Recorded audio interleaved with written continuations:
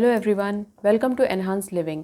Enhance living के आज के इस टैरो वीडियो में हम ये देखने वाले हैं कि आने वाले 3 महीने यानी कि आपका बचा हुआ 2021 कैसा जाने वाला है। इस 3 महीने में क्या क्या चेंजेस आने वाले हैं, क्या क्या ब्लेसिंग्स हैं, क्या क्या एडवाइजेज़ हैं, ये सारी चीज़ें आज के इस टैरो वीडियो में हम देखने वाले हैं। तो आइए शुरू करते हैं आपकी अगले 3 महीने की रीडिंग, जो कि है अक्टूबर, नवंबर और दिसंबर 2021। तो हमेशा की तरह आपके सामने ये 2 पाइल्स रखे हुए हैं, आप देख सकते हैं। अगर आपको ये शंख का ऑब्जेक्ट ज़्यादा अट्रैक्ट करता है, आप इसे चूज़ करते हैं, तो आपको अपनी रीडिंग देखनी है पाइल 1 में। और अगर ये कॉइन्स आपको ज़्यादा अट्रैक्ट करते हैं तो आपकी रीडिंग होगी पाइल 2 में। जैसा कि मैंने हमेशा ही आपको बताया है, मैं फिर से रिपीट करती हूँ कि ये एक जनरल रीडिंग है, तो हर चीज़ आपसे रेजोनेट नहीं करेगी। लेकिन अगर आप इस चैनल तक आए हैं और इस वीडियो को देख रहे हैं तो डेफिनेटली कुछ चीज़ें आपकी लाइफ से रिलेटेड ज़रूर होंगी। तो आइए शुरू करते हैं आपकी टैरो रीडिंग। हेलो पाइल 1, अगर आपने इस शंख के ऑब्जेक्ट को चूज़ किया है तो अब देखते हैं कि आने वाले 3 महीनों में आपकी ज़िंदगी में क्या चेंजेस होने वाले हैं। एडवाइजेस, सावधानियाँ, ब्लेसिंग्स, ये सारी चीज़ें हम देखेंगे कि आपका बचा हुआ 2021 आपको क्या दे के जाने वाला है। तो सबसे पहले इसके लिए हम कार्ड शफल कर लेते हैं।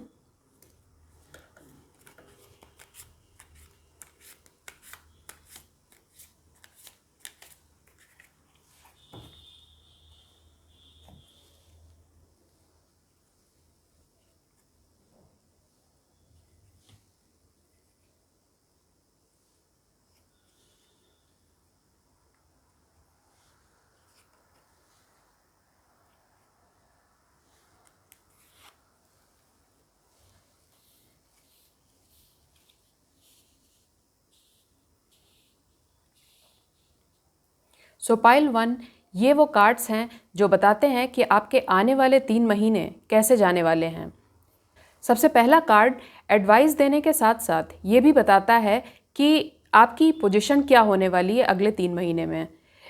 किंग ऑफ वॉन्ड्स का कार्ड है जो कि ये बताता है कि आप किसी राजा की तरह एक अच्छी तरह से आप रूल कर पाएंगे। लेकिन साथ में एडवाइजेज ऐसी हैं कि स्पेशली करियर के फील्ड वाली चीज़ मुझे ज़्यादा दिख रही है कि आप अपने काम को बहुत अच्छी तरह तो कर रहे हैं, लेकिन आपके आसपास कुछ नेगेटिविटी वाली चीज़ है जिस पर आप ध्यान नहीं दे रहे हैं। मान लीजिए कि आप किसी ऑफिस में हैं और आप ये मानते हैं कि आप अपने आसपास जिन लोगों से घिरे हैं वो आपके वेल विशर्स हैं, लेकिन यहाँ पर आपको केयरफुली ध्यान देने की ज़रूरत है, क्योंकि साफ साफ दिख रहा है मुझे कि आपके आसपास कुछ ऐसे लोग हैं जो आपके वेल विशर्स नहीं हैं। वो लगते तो वेल विशर हैं लेकिन वो हैं नहीं। तो आपको उनके मामले में बहुत ध्यान देना है, यानी आपको किसी भी चीज़ को सिर्फ एक पर्सपेक्टिव से नहीं देखना है।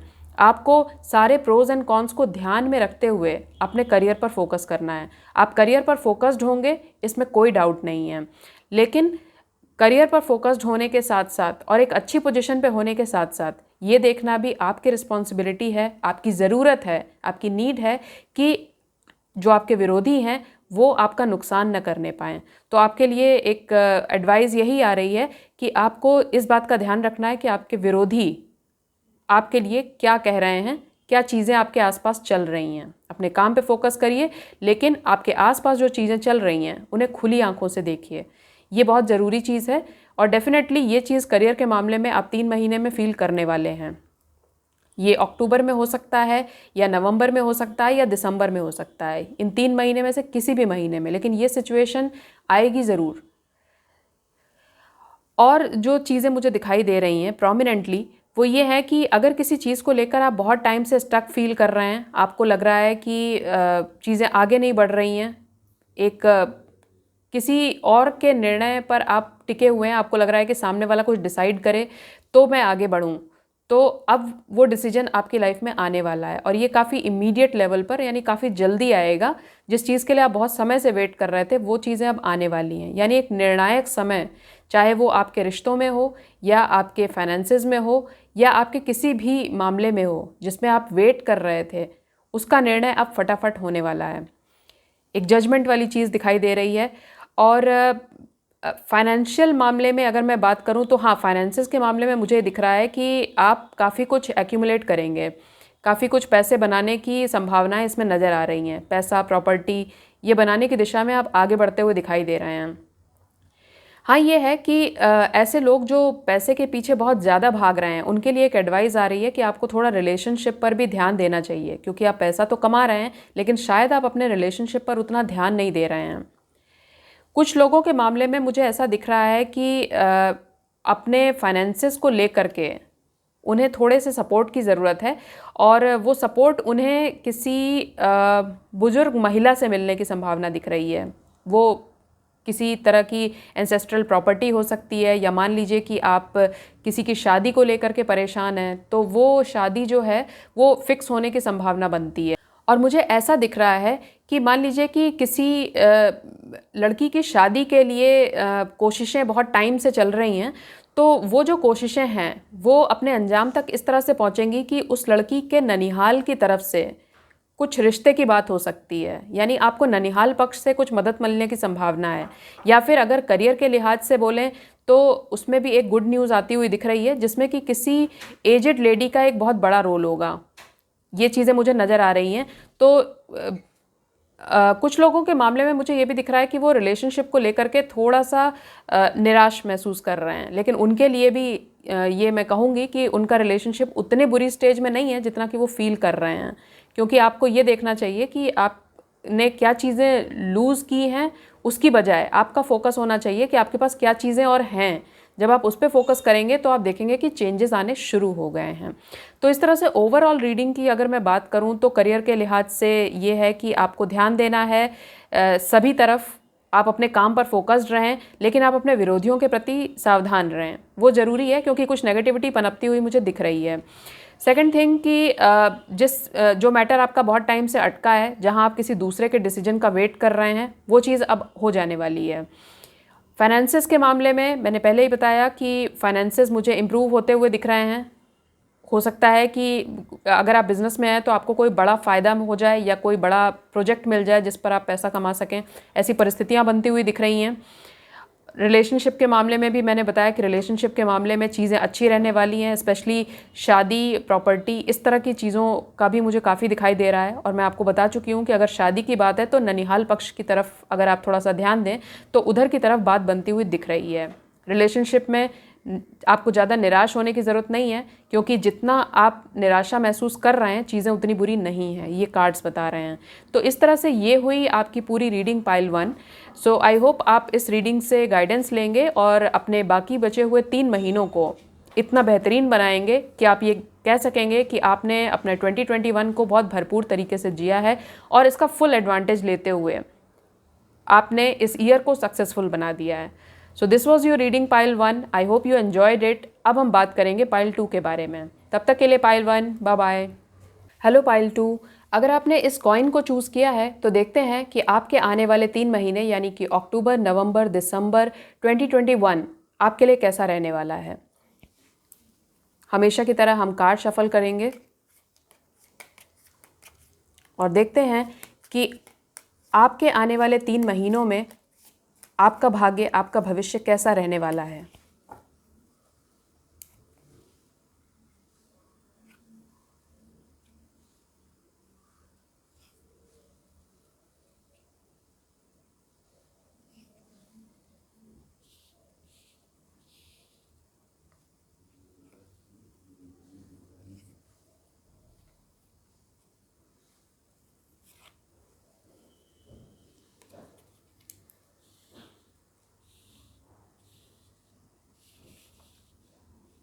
सो पाइल 2 ये हैं वो कार्ड्स जो बताते हैं कि आपके अगले 3 महीने कैसे रहने वाले हैं।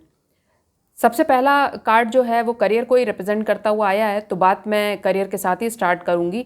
करियर के मामले में ऐसा दिख रहा है कि कोई अपॉर्चुनिटी आ सकती है जिससे आगे स्टेबिलिटी भी होगी, लेकिन उसको बहुत मैच्योरिटी के साथ हैंडल करने की ज़रूरत है। मान लीजिए कि आपके हिस्से में कोई अच्छा वर्क, कोई अच्छा प्रोजेक्ट आ रहा है, या कोई ऐसी चीज़, कोई ऐसा अवसर दिख रहा है आपको जिसमें आपको लगता है कि आपको फ़ायदा हो सकता है, तो आपको लूज़ नहीं पड़ना है, आपको इमीडिएट उस पर वर्क करना है और चीज़ों को केयरफुली हैंडल करना है। लापरवाही वाली चीज़ नहीं होनी चाहिए। अगर लापरवाही वाली चीज़ हुई तो फाइनेंसेस में मुझे उतार चढ़ाव काफ़ी दिख रहा है, ऑल्दो फाइनेंसेस के लिहाज से आपने एक अच्छा पाइल चूज़ किया है, लेकिन इसमें एक जो चीज़ बड़ी प्रोमिनेंटली आ रही है, मतलब एक तरह से अगर मैं कहूँ तो इस पूरे कार्ड्स में फाइनेंस को लेकर के एडवाइस बहुत ज़्यादा है।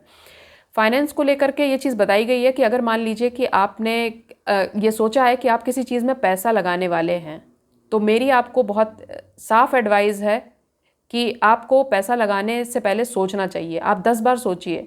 ये समय किसी बहुत अच्छे फाइनेंशियल इन्वेस्टमेंट का नहीं है। आपको वेट करना है, आपको रुकना है, क्योंकि आपके फाइनेंसेस में अप्स एंड डाउन्स की स्थिति मुझे दिख रही है। कई लोगों के मामले में ऐसा भी हो सकता है कि उन्हें लगे कि ना तो फाइनेंसेस बहुत अच्छे जा रहे हैं, ना तो रिलेशनशिप बहुत अच्छे जा रहे हैं। हेल्थ व्यू पॉइंट से भी कुछ लोगों की हेल्थ मुझे डाउन होते हुए दिख रही है। लेकिन क्योंकि आप जानते हैं कि ये रीडिंग अगले सिर्फ 3 महीनों के लिए है, तो आप इसको लॉन्ग टर्म लेके मत चलिए। इन 3 महीनों में आपको संभल के रहना है। ये रीडिंग इसीलिए है कि आप डरे नहीं, बल्कि आप चीज़ों को पहले से समझ लें और उसके बाद उसके अकॉर्डिंग आप अपना प्लान ऑफ एक्शन डिसाइड करें और अपने टाइम को बेहतरीन बनाएं।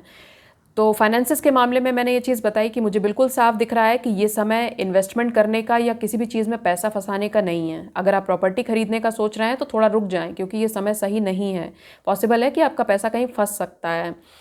और रिलेशनशिप को थोड़ा सा केयरफुली हैंडल करने की ज़रूरत है। चीज़ें बहुत ख़राब नहीं हैं, लेकिन रिलेशनशिप में कोई ऐसा व्यक्ति है जिसके अंदर थोड़ी खुद की निराशा है। उसके आसपास चीज़ें उतनी ख़राब नहीं हैं, लेकिन खुद की कुछ निराशा है। बच्चों को लेकर के भी कुछ चिंता ज़्यादा है। मुझे कुछ ऐसी मदर्स इसमें दिखाई दे रही हैं जो अपने बच्चों को लेकर के, उनके हेल्थ या उनकी पढ़ाई को लेकर थोड़ी कंसर्न्ड हैं। हालांकि बात बहुत ज़्यादा कंसर्न की नहीं है, चीज़ें थोड़ी सी प्लेफुली ही चल रही हैं, लेकिन चिंता दिख रही है मुझे कि रिलेशनशिप को लेकर के थोड़ी चिंता है। बच्चों को लेकर के थोड़ी सी कंसर्न है कि जैसे बच्चे अच्छी तरह से पढ़ नहीं रहे हैं या उनकी हेल्थ क्यों अप्स एंड डाउन्स लगे हुए हैं, इनको लेकर थोड़ी सी चिंता आपके मन में हो सकती है। लेकिन इतनी ज़्यादा घबराने की बात नहीं है। ये कार्ड्स में बिल्कुल साफ साफ आया है, क्योंकि आपका कार्ड ट्रूली नेगेटिव नहीं है। कुछ नेगेटिविटी है दिख रही है, लेकिन ट्रूली नेगेटिव नहीं है। और जैसा कि मैंने पहले ही कहा था कि अपॉर्चुनिटी आए तो उस पर तुरंत काम करने की ज़रूरत है और उसको केयरफुली हैंडल करने की ज़रूरत है। तो यहाँ डिसीजन से रिलेटेड जो गाइडेंस आ रहा है वो ये है कि आप जो डिसीजन ले रहे हैं उसमें आपको हड़बड़ाना नहीं है। इमीडिएट एक्शन ज़रूर आपको लेना है, लेकिन इतना इमीडिएट नहीं कि आप हड़बड़ा करके किसी चीज़ को बिगाड़ दें। क्योंकि ऐसी भी कुछ चीज़ें दिख रही हैं कि कुछ लोग हड़बड़ी में चीज़ों को संभालने की कोशिश करेंगे। बहुत सारे टास्क, बहुत सारे प्रोजेक्ट को एक साथ लेकर चलने की आप कोशिश करेंगे, लेकिन उस चीज़ का नुकसान ये होगा कि कुछ ना कुछ चीज़ें बिगड़ सकती हैं। तो वो आपको ध्यान रखना है। तो ओवरऑल आपके लिए पाइल 2 गाइडेंस ज़्यादा है। ब्लेसिंग्स तो हैं, लेकिन गाइडेंस भी ज़्यादा है जिन पर आपको ध्यान रखना है। अगर आप ध्यान रखते हैं तो डेफिनेटली आप जो भी थोड़ी सी नेगेटिविटी या जो भी प्रॉब्लम्स हैं आप उनसे उबर जाएंगे। क्योंकि मैंने पहले ही कहा, करियर के लिहाज से अपॉर्चुनिटीज़ अच्छी हैं, बस आपको केयरफुली हैंडल करना है। किसी पैसे वाली प्लानिंग में जहाँ पर आप अपने पैसे लगा रहे हैं और एक रिस्क ले रहे हो, तो रिस्क मत लीजिए, क्योंकि ये टाइम रिस्क लेने का नहीं है। डिसीजंस केयरफुली लेने हैं आपको, क्योंकि डिसीजन लेने में कुछ लोगों में मुझे जल्दबाजी दिखाई दे रही है। जल्दबाजी में, हड़बड़ाहट में कोई काम मत करिए। रिलेशनशिप में उतनी नेगेटिविटी नहीं है, लेकिन लग सकता है आपको थोड़े समय के लिए कि कुछ दिक्कतें हैं। तो एडवाइजेज़ लीजिए और उनके अकॉर्डिंग आप काम करिए, तो डेफिनेटली आप इन सारी चीज़ों से, जो भी थोड़ी दिक्कतें हैं उनसे आप ओवरकम कर जाएंगे। मैं पहले ही बता चुकी हूँ कि ये रीडिंग आपकी सिर्फ 3 महीने की रीडिंग है। इसके बाद के लिए आपकी रीडिंग अलग होगी। तो कुछ ब्लेसिंग्स और कुछ सावधानियाँ, इसी का नाम तो ज़िंदगी है। तो ये थी आपकी रीडिंग पाइल 2। आई होप कि आप जो भी डिसअपॉइंटिंग सिचुएशंस आपकी लाइफ में आएगी, आप उनसे बाहर निकल जाएंगे इन एडवाइजेस को फॉलो करते हुए, और इस बात को समझेंगे कि चीज़ें टेम्परेरी होती हैं और आगे जा कर के अपने पॉजिटिव एटीट्यूड से उन चीज़ों को बहुत ही अच्छा किया जा सकता है। So this was your reading pile 2। I hope you liked it and you will take advice from it. That's all for today. Bye bye.